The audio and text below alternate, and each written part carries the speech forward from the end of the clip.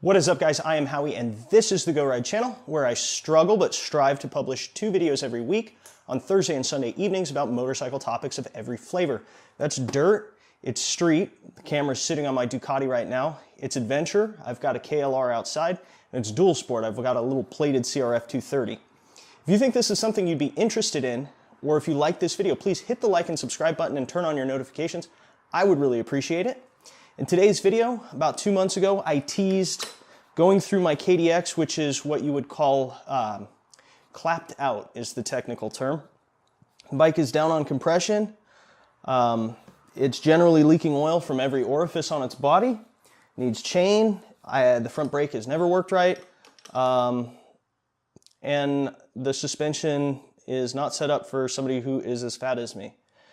So in today's video, I'm going to go ahead and break this bike down to the point of being able to measure the cylinder bore and to check check for warpage on the head.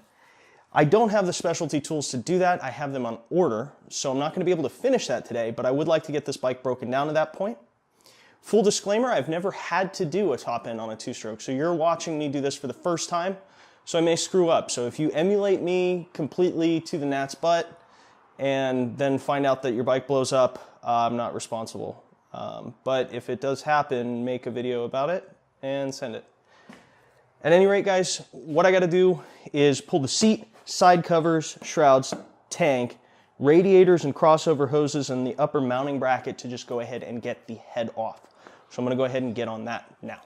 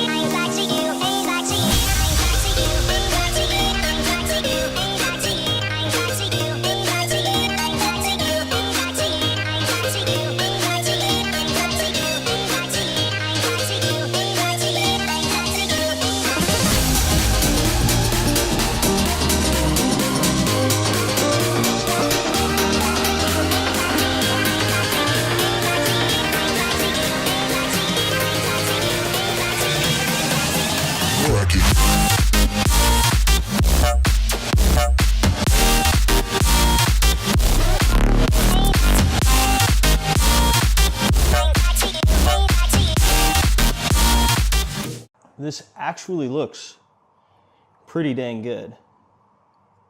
Not a ton of carbon in here, not a ton of crap, so we'll see how things look on the bottom. Let me get the gasket off.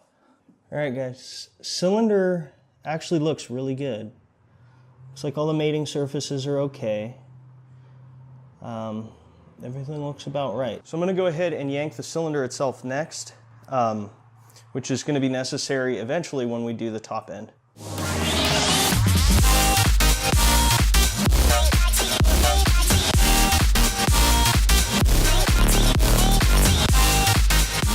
So those of you that are actually following along to do this at home, this shaft nut has left-handed threads. It's well covered in the manual, and it even has an engraving here on the lever arm itself, but just want to let you guys know, just in case you can't read.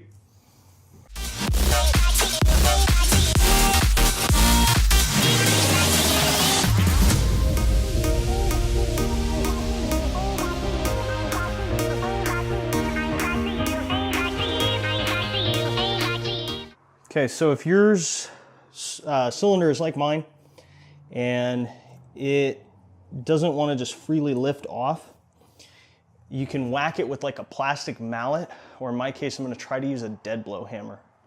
You're not going to want to use like a metal hammer like a ball peen, because you'll screw up your cylinder.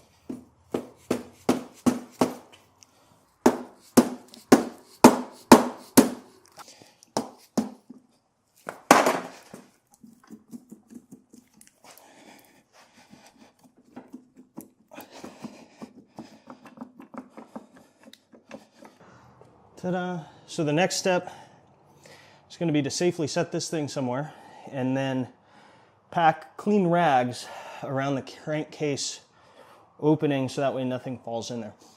I don't know if you could see it, but kind of interesting thing, this lower engine mount bolt has walked itself off through the course of my ownership of this bike. If you were just strictly doing a top end, as I understand it, at this point you would measure your cylinder bore to make sure everything's okay with that. In my case, I don't know if this is the stock cylinder bore, if perhaps they put a larger bore or had to bore the cylinder itself, you know, to see if, you know, if maybe there was a lip in there at some point or a carbon ridge. So I don't know. Like I said, I've got a bore gauge on order. Ordinarily, if this was your bike, you probably wouldn't have to do that. But again, because I've just never done this before, I'm kind of following the letter of the law here. I do plan on doing a lot more to the bike. So if you guys are down, which I really hope you are, I'm going to continue stripping this bike down towards basically the bare frame.